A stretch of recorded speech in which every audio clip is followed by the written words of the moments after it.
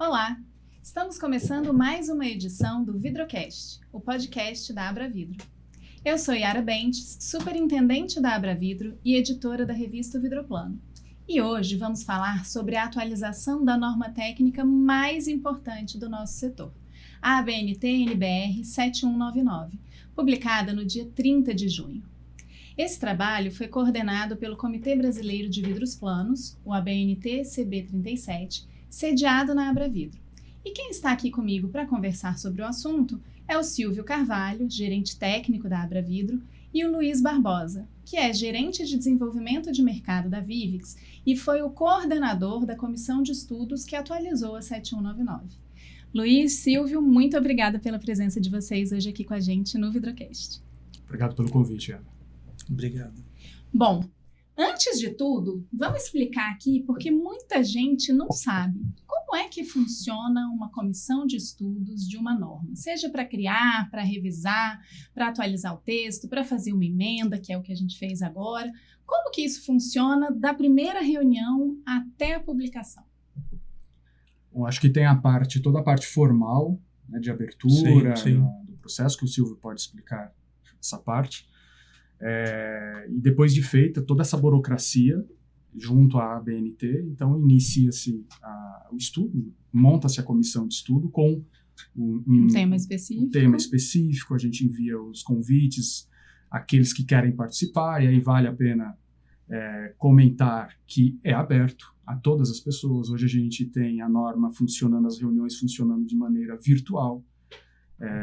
Essa possibilidade, na verdade, existiu muito antes da pandemia, vale ressaltar que a gente já vinha fazendo isso, então todas as pessoas hoje conseguem participar, e aí começa-se, então, esse processo todo de revisão a partir dessas reuniões. A gente adota aí uma periodicidade mensal, né, Silvio, de reuniões para cada um dos temas. E aí vai fazendo esse bate-papo, às vezes acalorado, envolvendo aí todas as partes interessadas, certo? Sim, e o que vale assim, sempre começa em cima de uma demanda, que pode ser identificada por nós ou chegar pela sociedade ou pelo setor de alguma forma. No caso da 7199, a gente já identificou essa necessidade de trazer algumas mudanças, algumas melhorias, e a gente abriu esse trabalho para a gente poder discutir, reunindo aí as partes interessadas para contribuir. E acho que um dos maiores desafios como a gente envolve vários setores, é chegar num consenso em alguns dos temas, mas chegando a esse consenso a gente envia para a consulta nacional por um período aí de 30 dias, volta para o comitê, e aí, dependendo dos votos que a gente recebe, ela já é decidido se vai direto para a publicação ou se há necessidade de fazer uma reunião de análise dos votos, para aí sim, chegando ao consenso, liberar para a publicação. Então agora a gente vai falar sobre o tema específico dessa entrevista, que é a atualização da ABNT-NBR 7199. Por que ela precisava ser atualizada? Bem, vale ressaltar que a primeira versão dela era de 89, passou por um longo processo de atualização, sua primeira atualização que entrou em vigor em 2016. Por ser a principal norma do setor, a gente precisa ter esse olhar de, primeiro, entender o que está acontecendo no nosso setor, o que está acontecendo fora do mercado brasileiro também, em termos de evolução normativa, e ver o quanto nós precisamos avançar com a nossa norma. Já desde a publicação dela em 2016, que a gente começou a observar tanto o CB37 quanto o mercado começou a sinalizar algumas necessidades já de evolução. Na verdade, ali mesmo, durante aquelas reuniões de atualização dela, a gente já viu que algumas coisas eram necessárias, mas não foram possíveis lá, porque é assim, um passinho de cada vez. Porque não chegamos no consenso. Porque não chegamos no consenso. Sim. Então, acho que a gente já saiu dali com uma listinha, uma pequena lista, e essa lista foi aumentando até que chegou no momento de que realmente a gente falou, a hora é agora. Algum complemento? Eu acho que, somado a isso, a gente realmente, concluída a versão de 2016, o trabalho acho que continuou com coisas que a gente tinha identificado. A gente fez uma pesquisa em normas de outros países e enxergou oportunidades de melhoria na questão da segurança dentro da norma. E a gente trouxe essas informações e construiu aí uma proposta que foi essa que foi discutida aí longamente nesses últimos 2 anos até a gente conseguir publicar a emenda que atualiza a norma. Se a gente pudesse resumir em uma ou em poucas palavras o objetivo dessa atualização específica que fizemos agora, qual seria? Aumentar a segurança, principalmente para as pessoas, para o consumidor final. Foi um grande esforço, muito voltado para isso, né, Luiz? Tudo que a gente conseguiu avançar ali, o olhar era sempre direcionado para essa questão mesmo da segurança das aplicações, né? Com certeza. Melhorar essa relação das pessoas com o vidro é fundamental. O processo para essa atualização, o oficial, né, desde que a gente cumpriu toda a burocracia da ABNT, foi de 2 anos. E se a gente lembrar de outras revisões ou atualizações, elas dificilmente levam menos tempo. Você referia aqui, né? A gente teve uma primeira versão dessa norma em 89, a segunda em 2016. Salvo engano, foram 13 anos de processo de revisão, né, Silvio, na anterior? Em torno disso aí. Por que um trabalho desse não pode ser feito de forma apressada? Você quer começar? Eu posso começar. Tudo depende, assim, do texto que está sendo discutido, da complexidade e das partes interessadas que têm que estar envolvidas. Então, essa questão do tempo tem que se atentar, e uma questão que a gente pontuou aqui já é essa questão do consenso, que pode parecer repetitivo, mas é um mantra que a gente tem que adotar e respeitar para conseguir evoluir com as normas. Então, não é uma questão de... É óbvio, a gente buscou fazer no menor tempo possível, pensando até na produtividade. Esse é um desafio que a gente é cobrado, inclusive, da ABNT. Mas tem temas que demandam mais tempo para você estudar o tema, levantar, às vezes até pesquisar ao longo do processo. A gente teve que... a discussão mesmo, né, em torno desses temas, com esses diferentes olhares. Sim, eu acho, né? Sim. Então, esse processo, assim... exigiu uma atenção especial, sem dúvida nenhuma, como em outras normas. Tinha uma questão de consenso em vários pontos, mas que a gente evoluiu porque a gente conseguiu levantar as informações que eram necessárias e importantes para comprovar a necessidade das mudanças. Para embasar as discussões e a tomada de decisão, né, Luiz? Exato, é isso mesmo. E você tem, a todo tempo, a gente tem que estar acomodando também os interesses. Então... Você vê, a lista, se a gente olhar friamente, a lista não era tão grande. Mas a comissão sempre tomando esse cuidado de buscar o consenso, de defender tecnicamente, mas nem sempre, do outro lado, as defesas, porque eu não aceito isso, elas vêm com algum respaldo técnico. E aí fica essa queda de braços, na verdade, e a gente ali tentando sempre... fazer com que a coisa aconteça da melhor forma possível, no melhor ambiente possível. Então, eu diria para você que 2 anos numa norma que é a principal norma do setor, que tem um impacto não só no setor, mas na construção civil como um todo, e dentro daquilo que a gente conseguiu evoluir em termos de norma, eu diria para você que 2 anos foi um tempo adequado para sair com o resultado que a gente saiu. Sim, eu acho que se a gente tivesse levado 2 anos e tivesse saído com metade, aí teria sido ruim. A gente teria que olhar para trás e ter revisto algumas coisas, né? Mas nesse caso, eu acho que foi salutar. Não, e acho que quando a gente compara, né, 13 anos da anterior com 2 anos. Nossa, sucesso absoluto. E qual que é a importância da participação dos diversos elos da cadeia aí que estiveram representados, e os setores da construção, e dos setores de esquadria também que são impactados? Qual a importância de ter todo mundo junto, colaborando e discutindo isso juntos numa discussão desse porte? O primeiro são as visões diferentes, porque nós somos do vidro e muitas vezes a gente não tem acesso a tudo que está acontecendo, a gente não consegue ter a visão ampla. Então, isso é muito bom para a gente quando você tem a construção civil participando, quando você tem arquitetos, engenheiros, e traz um olhar diferente para coisas que a gente, de repente, não tinha percebido. Isso é bom. O segundo é a representatividade. Então, quando a gente publica uma norma atualizada, sabendo que todos os elos participaram, fica bom, eu fico satisfeito em saber que pelo menos todos ali foram representados e que a gente está colocando algo que foi realmente consensado. Sim.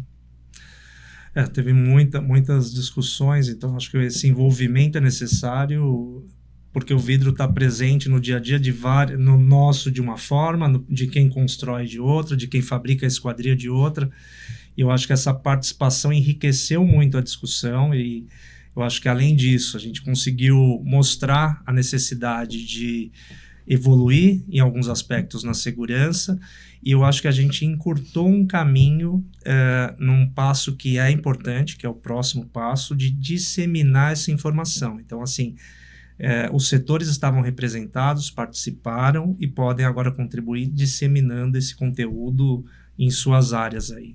Que é fundamental, né? Sim. Não basta a gente ter boas normas se elas não são cumpridas. A gente vai endereçar isso mais para frente, então não vou me apegar agora. Luiz, como que foi para você ser o coordenador desse trabalho em especial? Você vem coordenando outras discussões, né? A gente tem aí, está no forninho também, em Consulta Nacional, a revisão da norma do temperado, estamos discutindo ali envidraçamento amigáveis aos pássaros, você tem coordenado todas essas comissões, mas essa tem um gostinho especial, né? Tem porque... Bom, é a principal norma do setor. Eu já tinha participado da última revisão dela, de 2016, com pessoas ali que eu admirava muito, com pessoas que estavam à frente da coordenação. O Silvio trabalhou muito intensamente nela, e outras pessoas, que inclusive algumas que já não estão no setor hoje. Então, foi uma responsabilidade muito grande. Quando a gente começou a falar disso ali nos bastidores, olha, chegando o momento, então teve ali um friozinho na barriga, sabia que a responsabilidade seria grande, teria que ter muita frieza, muita calma para tocar essa norma, exatamente para... A minha maior preocupação sempre é que em algum momento a gente enxergasse ou a ABNT por conta de divergências, que não era o momento, que o mercado não estava maduro para seguir com essa atualização. Então, muitas vezes ali eu tive que respirar fundo, pedir algumas pausas ali estratégicas para fazer acontecer. Então, mas foi muito bom, cresci muito, aprendi muito nesse processo. E é um ambiente mesmo de muita contribuição, né? A gente tem os diferentes interesses representados, os diferentes elos da cadeia, mas isso é um ambiente muito rico de troca, né? De entender a percepção do outro sobre o nosso, da gente aprender a dizer melhor aquilo que a gente precisa sobre o que é nosso, né? Eu acho que é um ambiente que proporciona muito crescimento mesmo para todo mundo que se propõe a estar ali e contribuir e participar desse processo. Né? Isso, exatamente. Silvio, você é prata da casa na Abra Vidro, né? Já há muitos anos gerencia a nossa área técnica.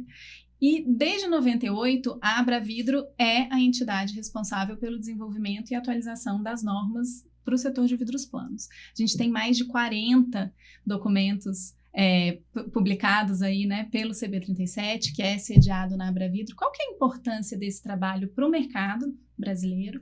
E qual que é a sua sensação, o seu sentimento de concluir esse trabalho revisando a nossa principal norma? Sim.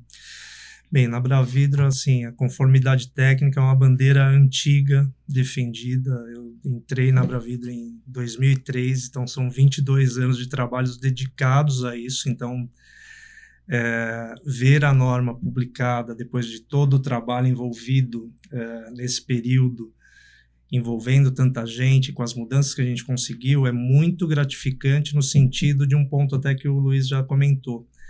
Eu acho que a gente deu um avanço muito grande para a segurança das pessoas, que acho que é um propósito muito importante ali, da evolução de regras que tragam essa segurança. A gente fala que o vidro é seguro desde que seja utilizado corretamente.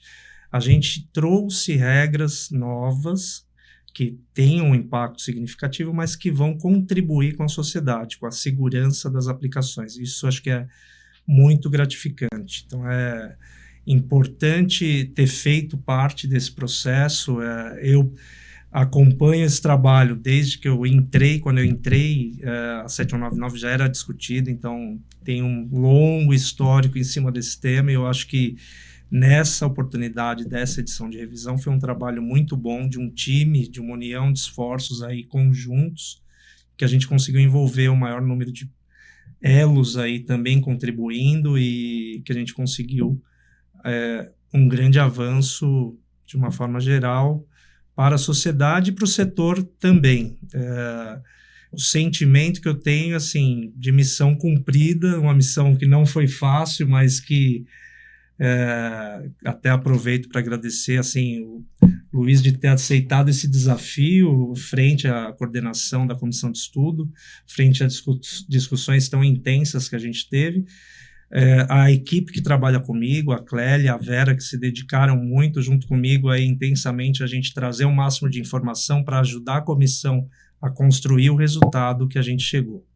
E, obviamente, a todos que participaram das reuniões, eles têm uma importância muito grande, cada um contribuindo com o seu conhecimento, se dispondo a estar ali participando. Então, foi, acho que, muito gratificante para mim como experiência profissional e para quem pôde fazer parte desse trabalho também. Bacana. Bom, a gente falou aqui um pouco de bastidores, né, da relevância desse trabalho, agora vamos para a prática, né? O que mudou efetivamente? E aí eu vou começar, já que a gente estava falando de segurança, com uma pergunta que é: por que o vidro aramado deixou de ser um vidro de segurança? E por que foi, né? Qual que é a referência para a gente ter feito essa mudança na norma brasileira? Posso comentar, o vidro aramado é um produto que no Brasil ele já é pouco utilizado. Apesar disso, nessa pesquisa que a gente fez, a gente percebeu que em outros países ele já não é mais considerado como um vidro de segurança. Por quê? Ele permitiu que acidentes ocorressem. E a gente não pode aceitar esse tipo de coisa. Tendo conhecimento dessa informação, a gente agregou essa mudança para deixá-lo de ser considerado como um vidro de segurança aqui. Então, ele não pode ser mais utilizado? Não é isso. Ele pode ser utilizado onde não seja exigido um vidro de segurança. Eu não sei, Luiz, se você quer complementar? Isso, é bem isso mesmo. Inclusive, os acidentes que ocorreram, principalmente nos Estados Unidos, a gente viu algumas coisas. Eu até comentei em uma das reuniões, são acidentes hoje que se você der um Google, você encontra. Então, a comissão ela tem uma responsabilidade muito grande, não só em atuar em cima do que está acontecendo, mas em cima do que pode acontecer. Nós não tivemos hoje um acidente com vidro aramado, até esse momento, pelo menos, não é sabido. Mas nós já sabemos que pode ocorrer. A gente pode se antecipar a isso, né? E aí foi o que nós fizemos. Muito bom. Outra novidade é que a norma ganhou novas ilustrações que mostram de forma mais clara ali o que são as recomendações do texto. Qual que é a relevância de, literalmente, a gente desenhar para as pessoas entenderem o que está escrito no texto? Acho que eu comecei na coordenação do CB37 com a norma de laminado em 2017. Uma das coisas que a gente evoluiu muito de lá para cá era deixar as normas, principalmente laminado, temperado, são normas de 2001 e desenvolvidas por engenheiros. Eu sou engenheiro, e aí quando o engenheiro quer desenvolver as coisas, quer escrever, não escreve bem, não é legal, faz as coisas só para que eles entendam. Fica um pouco hermético, digamos. Exato. Então, um dos cuidados que eu tive foi ser menos engenheiro e ter menos engenheiros ali para que a gente tivesse normas mais acadêmicas, né, de mais fácil acesso para os diferentes públicos que atuam no setor. Sim. E então esses desenhos, essas ilustrações, elas vêm para isso mesmo, para que desde um engenheiro até alguém que não tenha formação, quem está começando agora como um vidraceiro jovem ainda no setor, ele consiga entender o que o texto e o desenho que ali estão querem dizer para que ele execute da melhor forma possível. Fica mais fácil de seguir o que está na norma quando o entendimento é facilitado também. Né? Exatamente. E tira um pouquinho a questão de interpretação.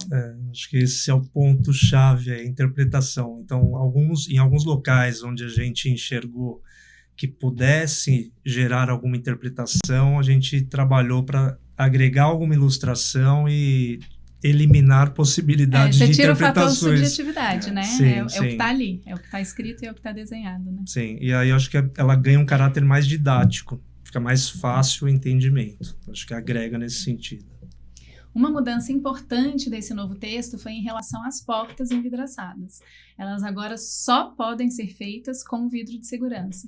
E não só as portas, mas também os vidros instalados ali até 600 milímetros, né, ao lado delas, as áreas adjacentes, como a gente chamou durante as discussões. O que motivou a ampliação da exigência nessas aplicações? Bom, primeiro, a gente vem observando que aumentou muito o uso de vidro na construção civil brasileira. Isso é bom. Isso é muito bacana, mas precisa ser feito de forma segura. O outro ponto é que a gente vem observando também um um aumento no número de acidentes, principalmente por causa desse carinha aqui, celular. As pessoas estão cada vez mais distraídas e se chocando mais contra os diferentes materiais, e a porta, o vidro é um deles. Então, como tratar para que a gente conseguisse reduzir o número de acidentes? Existem acidentes que são reportados ainda de maneira informal. A gente não consegue hoje ter um grande número de acidentes formalmente reportados, mas no dia a dia nós sabemos que eles existem, que eles ocorrem. Então, por esse motivo, a gente, até esse momento, era permitido o vidro comum a partir de 1,10 m na porta, a partir, então, daquela travessa. Mas qualquer pessoa que abra uma porta hoje, você pode ver, ela abre empurrando a porta e é normalmente naquele vidro. E não é um vidro de segurança. E muitos acidentes ocorrem, muitas vezes, do atravessamento da mão, a quebra do vidro, o atravessamento da mão, com acidentes muito graves. E aí, por esse motivo, então, que a gente levou para a comissão a possibilidade de aumentar o uso do vidro de segurança, considerando toda a porta e a área adjacente, exatamente porque nessa condição é quando as pessoas estão indo em direção à porta ou às áreas adjacentes a ela, e que podem ocorrer um acidente e a pessoa vai colocar a mão para se apoiar e ela pode se machucar ali, as mãos, o rosto, enfim. Então, por esse motivo, a gente enxergou que era necessário e conseguimos aprovar. Quando a gente fala dessa subnotificação de acidentes, é importante até lembrar que no site da Abravidro, www.abravidro.com.br, lá a gente tem um banner com destaque para uma área de pesquisa. Então, a gente tem uma área permanente agora no site da Abravidro para que as pessoas possam relatar esses acidentes. Isso é importante para gerar estatística para a gente, né, para a gente mensurar esses acidentes e também para, eventualmente, entender se precisa fazer melhorias na nossa normalização aplicada. Então, fica aqui um recadinho sobre isso também. Outra novidade importante da nova norma é que foi criada também a categoria de ambientes especiais, né? O texto prevê ali que locais ocupados por crianças ou idosos destinados a práticas esportivas ou para atendimento de saúde, assim como áreas com grande concentração de público.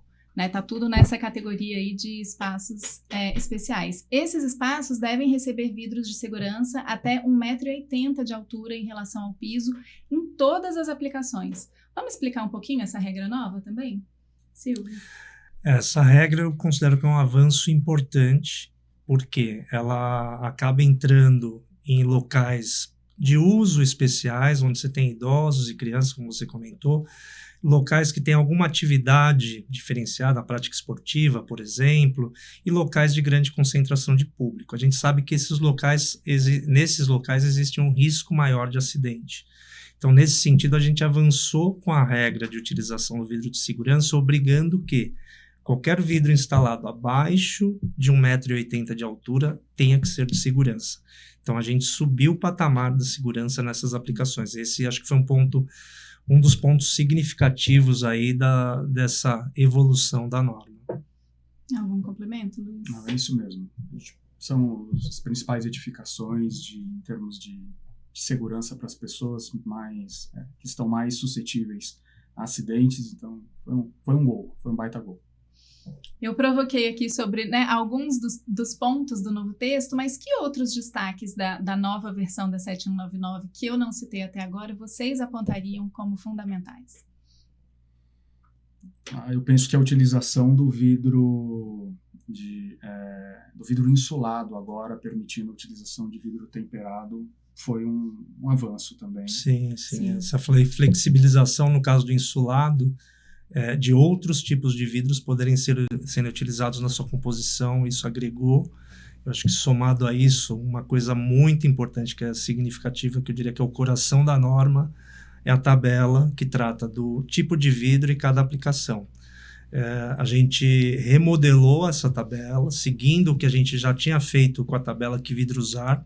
Então, a gente trouxe isso para dentro da norma e a gente sabe o quanto, vamos dizer que a gente fez um laboratório e viu o quanto ela contribuiu para facilidade no entendimento. Então, acho que esse também foi um avanço muito grande nesse sentido, de qualquer pessoa que pegar vai conseguir saber, para tal aplicação, qual tipo de vidro que eu posso utilizar, e alguns é somente o de segurança. Então, acho que esse foi um dos pontos aí também dentro das mudanças que a gente teve.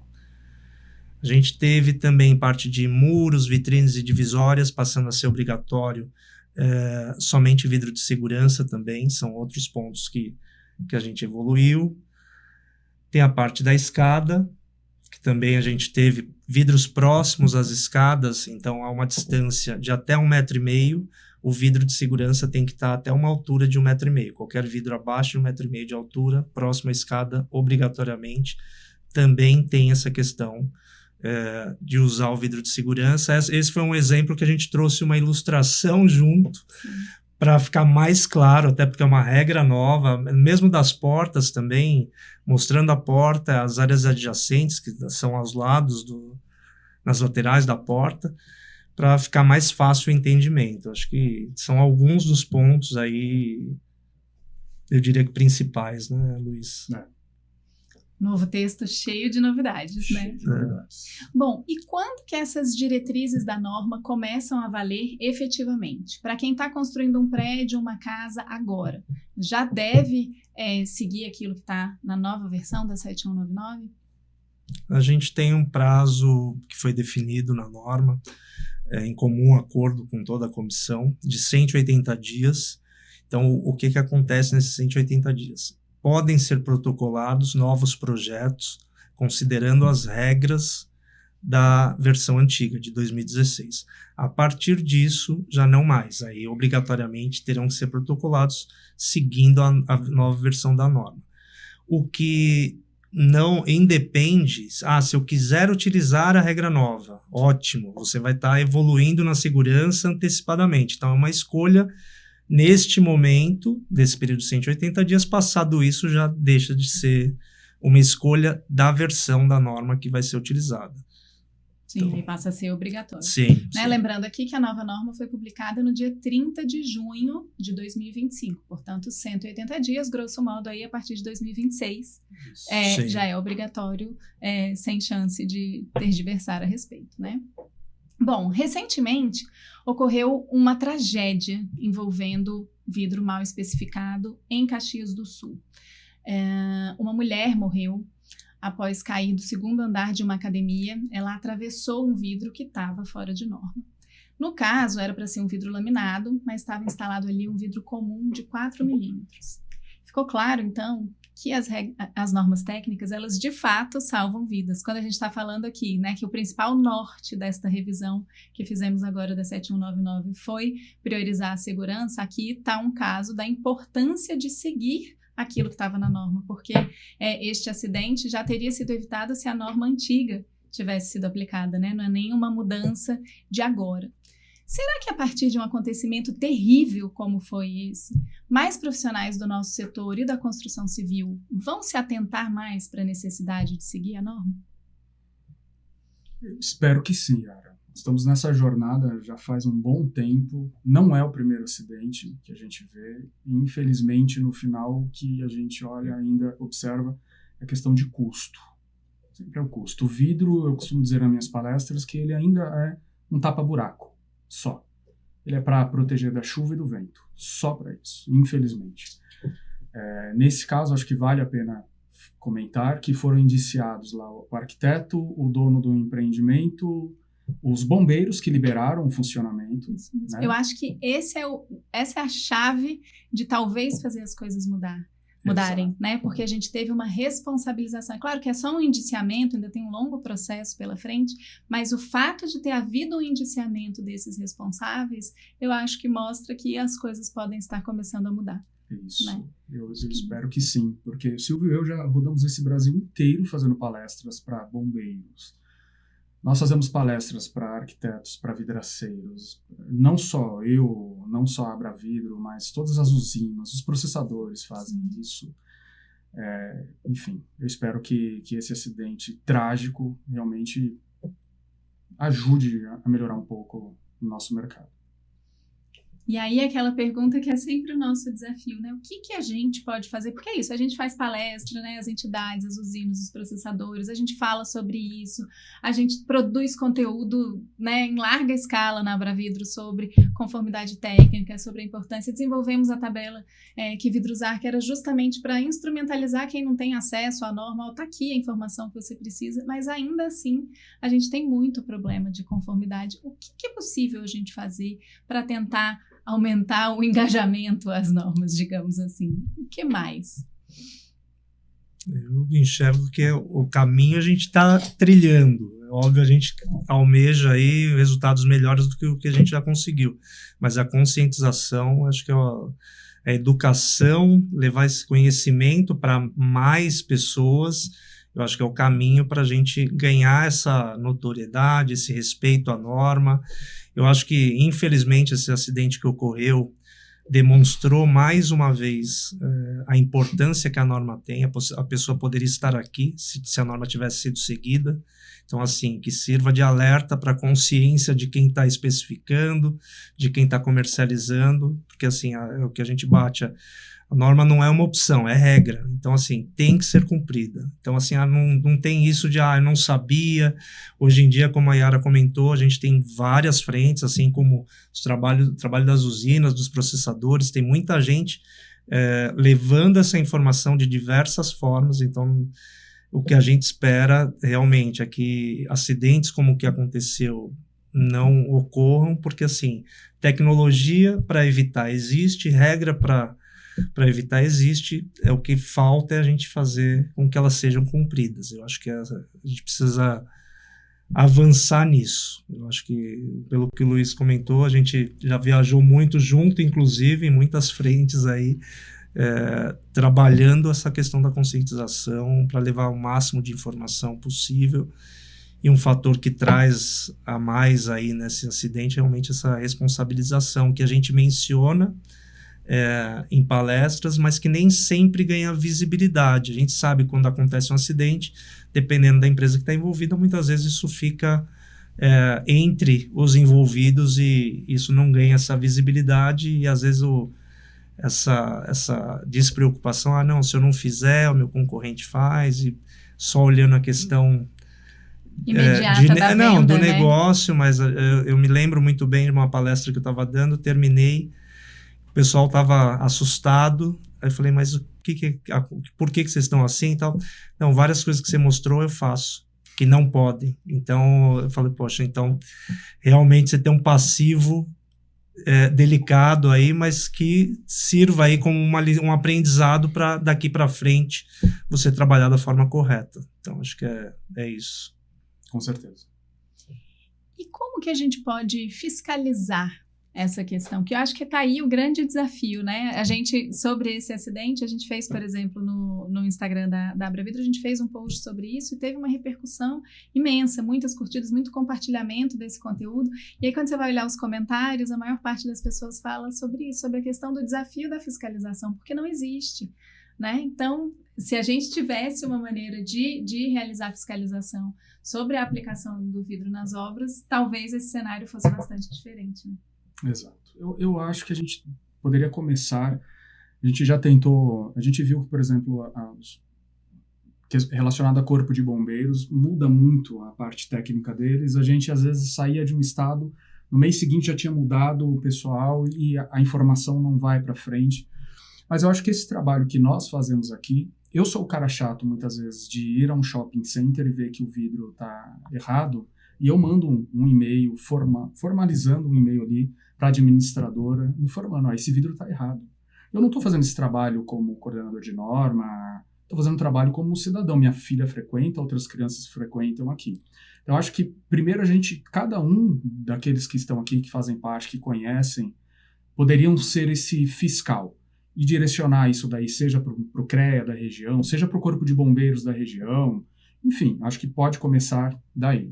E segundo, a gente fazer um trabalho mais intenso com o CREA e com o CAL, para que eles cobrem, porque eles fiscalizam, e vem crescendo muito essa fiscalização de CREA e CAL, principalmente por conta dos engenheiros e dos arquitetos que estão fora do mercado de trabalho hoje.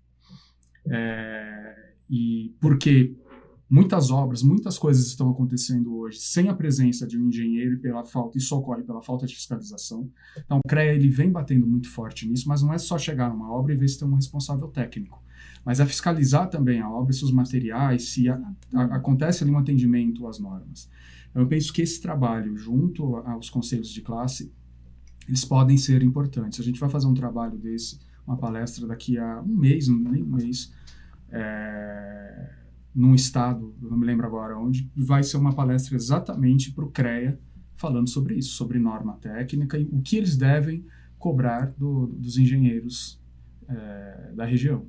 A Abravidro fez também parceria com o CAL e agora a gente está finalizando a produção desses materiais com a atualização da norma para sentar com o CAL e conversar e ver de que maneira a gente dissemina essa informação, porque é isso, né? O nosso papel é levar a informação certa para aqueles que têm capacidade, né? Tem interferência nesse momento, são os especificadores e também quem pode estar fiscalizando de alguma maneira as obras. Então, é um trabalho de formiguinha, mas que dá frutos, né? A gente vê que hoje a conscientização sobre a norma técnica e a importância de seguir o que está ali já é muito maior do que foi em outros tempos, né? Então, seguimos, sim, né? Devagar sim. E sempre.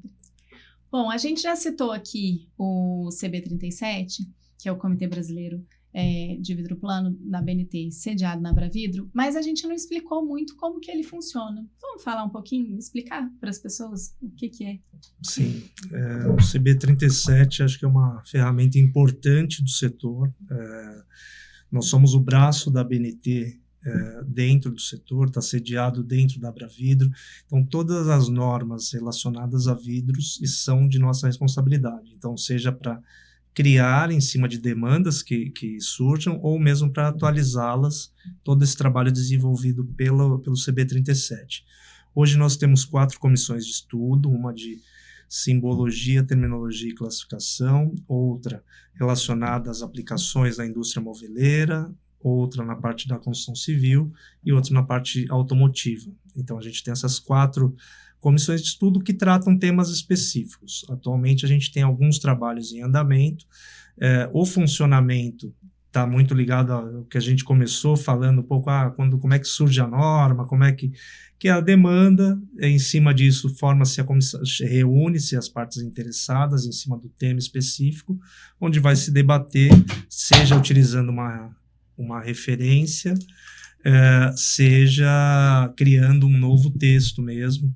Então, esse trabalho, ao longo de um período, se tem inúmeras reuniões, onde, chegando ao consenso, ele é colocado dentro do processo em consulta nacional por 30 dias, se for necessário esse tempo pode ser até maior. Passado isso, retorna o texto, isso é avaliado, dependendo do que voltar, vai direto para a publicação, senão ele vai para uma reunião de análise e futuramente publicação da norma. Então, resumindo bem aí o trabalho, a gente tem muitas frentes.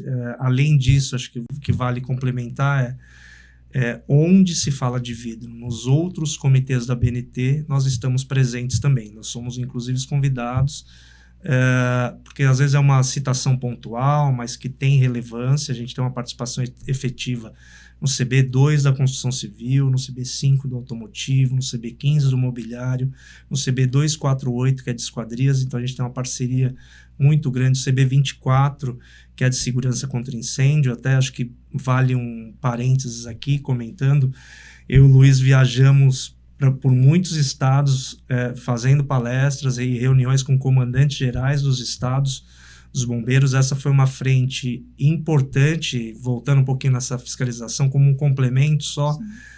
A gente deu um passo importante. Hoje a gente tem 23 estados e o Distrito Federal que cita a 7199 nas instruções técnicas, e o bombeiro tem o compromisso de, em avaliação de projeto e vistoria para a liberação de habite-se, de também olhar isso. A gente sabe que tem o desafio do que o Luiz comentou, tem a mudança das equipes técnicas, como é que eu faço esse conhecimento chegar até aquele bombeiro que vai fazer a avaliação do projeto, que vai fazer a vistoria. Esse realmente é um desafio de manter, que a gente deu um passo, acho que importante, com o Educavidro, que é uma plataforma de ensino à distância. Então, a gente hoje consegue chegar a todo o Brasil levando esse conhecimento para o bombeiro direcionado. Então, eu acho que é um avanço também em cima desse tema todo. Luiz, como que um profissional que se interessou pela discussão que a gente está tendo aqui sobre, né, participar efetivamente das normas, como que ele pode contribuir para a produção de normas do setor? Bom, primeiro ele precisa nos procurar e entender o que está... Eu acho que nos procurar não, ele pode entrar no site da Abravidro e olhar ali o que está acontecendo hoje de reuniões. A gente tem a agenda do CB37 dentro do site da Abravidro, ele pode ver o que está acontecendo e se cadastrar para participar dessas reuniões. E a partir disso, não só isso, mas também de acordo com a vivência dele, com as experiências dele, ele pode propor para a gente também, seja a criação de uma nova norma, seja a atualização de alguma norma que esteja antiga, que, enfim, ainda não tenha passado por nenhum processo de atualização, ele pode trazer isso para a gente avaliar também.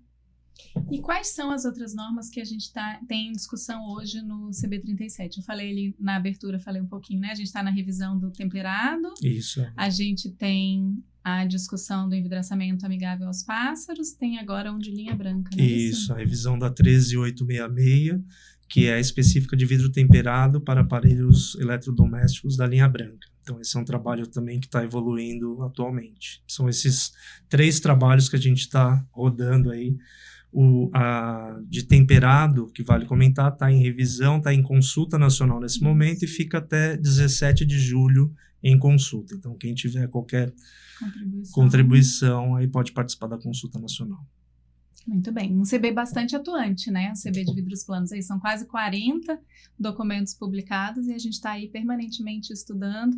Então a gente está falando de revisão de alguns documentos e no caso do envidraçamento amigável às aves, não os pássaros, as aves, é um documento novo, né? Que a gente está tratando, é uma novidade aí para endereçar uma questão que é uma preocupação global, né? Então a gente tem uma atuação muito forte, muitas horas dedicadas ao CB37, não só da nossa equipe, do Luiz enquanto coordenador e de todo mundo que participa ativamente e que nos ajuda na condução dessas discussões, né? Exato. O Silvio e a Clélia perceberam algo interessante, que às terças-feiras as pessoas já estavam deixando reservado para as reuniões de norma. E quando termina uma norma, aquela terça-feira não fica mais vaga, aí já vem uma outra norma. E aí a gente vai... Porque já que o dia já está dedicado, né, gente? É a terça da norma. Então... Muito bom, a terça da norma, gostei. Gente, a gente está caminhando aqui para o final da nossa conversa, do nosso bate-papo. Qual que é o recado final de vocês para o setor sobre a importância das normas técnicas vidreiras? Bom, primeiro, segui-las. Ela é importante principalmente para aqueles que vivem disso.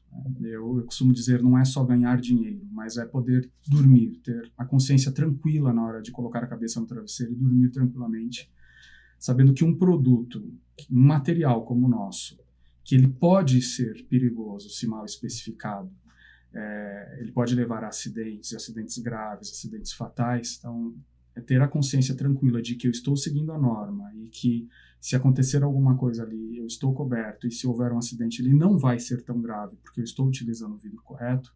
Eu acho que esse é o primeiro ponto, né? O Silvio, em uma das falas dele, falou de a norma, ela é o mínimo, e eu acho que esse é um outro ponto importante também. O que a gente estabelece ali, por conta dessas questões de consenso, nem sempre ainda vai ser o melhor, mas é o mínimo que a gente consegue ali para levar alguma segurança, para adicionar alguma segurança, para melhorar um pouco a relação das pessoas com o vidro. Mas nada que impede de as pessoas fazerem algo a mais. Então, a norma ela traz esse mínimo, mas eu quero aumentar um pouco mais a segurança nisso aqui e vou fazê-lo. A gente tem discussões exaustivas de pessoas que ainda estão usando vidro temperado no lugar de um vidro laminado no guarda-corpo. Isso é muito comum, mas vale a pena falar que eu peguei projetos recentemente em que um guarda-corpo do tipo Gradil era laminado de temperado. Eu falei, olha, você vai usar o laminado de temperado? Sim, eu vou usar porque eu quero aumentar ainda mais a segurança, porque é uma área que tem muitas crianças, tudo mais. Então a gente vê ainda o bom senso, a gente vê que tem pessoas preocupadas com isso, esse é um passo, né? Usando já, melhorando a aplicação, indo além do que a norma estabelece. Então, são os principais pontos na minha visão. Silvio, seu recado. O que eu complementaria, que eu acho que assim, a gente deu um passo muito importante, considerando a 7199 como a norma aí mãe, que a gente acaba denominando, dos vidros aplicados na construção civil. Agora, o passo seguinte está na mão de muitas pessoas que trabalham com o vidro. Eu acho que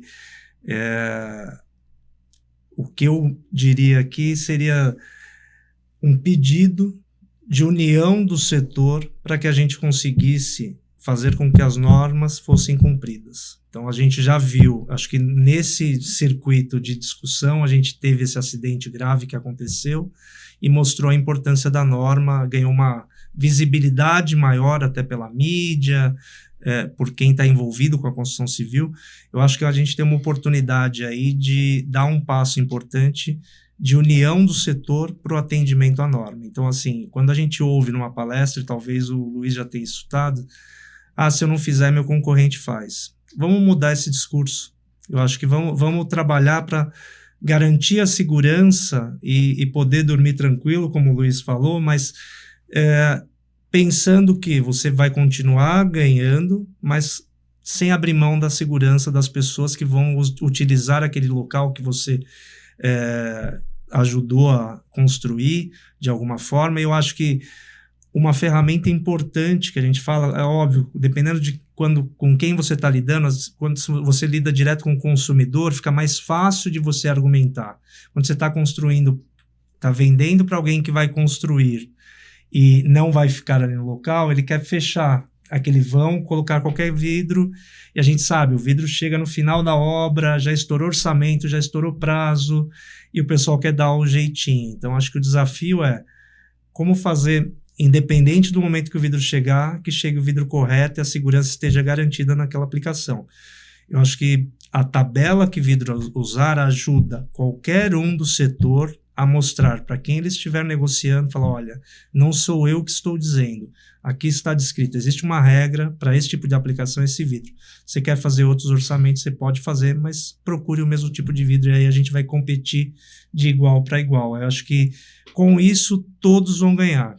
Quem está concorrendo no mercado é o consumidor que vai utilizar aquela edificação. Acho que, com mais segurança. Com mais segurança. Isso é um trabalho aí que a gente precisava avançar dessa união do setor para o cumprimento da norma, porque não adianta nada a gente ter regra e ficar no papel. A gente sabe que, como a gente teve o exemplo, se tivesse sido cumprida uma regra que já existia, e aí já da versão, não era nem de 2016, da versão de 89, isso. A pessoa estaria aqui. Então, até quando a gente vai permitir isso? Eu acho que a gente não pode ser negligente, a gente tem que trabalhar para mudar essa realidade na especificação e na utilização do vidro. O Brasil tem empresas com tecnologia, com produtos competitivos, com preços competitivos, que não justifica mais dizer, não, vamos deixar isso aqui de lado. Tem tudo pronto para a gente dar um passo à frente aí nessa questão da segurança e na evolução do setor. Luiz, Silvio, muito obrigada pela conversa e parabéns pelo trabalho de vocês, que foi tão importante para a gente ter aí uma nova norma valorizando ainda mais a segurança na aplicação do nosso material. Obrigada. Obrigado, Yara. Obrigado. Se você é associado da Abra Vidro, entre agora mesmo no sistema ABNT Coleção para ter acesso gratuito à nova ABNT NBR 7199 e também a mais de 50 normas técnicas sobre o trabalho com o nosso material. Além disso, a tabela Que Vidro Usar, que nós comentamos aqui várias vezes na nossa conversa, que foi desenvolvida pela Abra Vidro para facilitar o entendimento da norma, já está atualizada e disponível gratuitamente para download no nosso site. Essa tabela é uma ferramenta importante para os profissionais vidreiros, da cadeia de processamento ao especificador e até mesmo para o consumidor final. Fique ligado também no nosso canal no YouTube e nas nossas redes sociais. A série de vídeos Abra Vidro Explica traz detalhes do conteúdo da nova norma. Além disso, a revista Vidroplano de julho será dedicada a esse tema que é tão importante para o nosso setor. E lembre-se, a norma não é uma opção, é regra e traz segurança para todo mundo, de quem especificou o vidro ao proprietário da edificação e, claro, aos usuários. E nós chegamos ao fim desta edição. Nos acompanhe no YouTube, no Spotify, no Deezer e no SoundCloud e siga e curta o Vidrocast na sua plataforma preferida, para sempre receber os nossos conteúdos.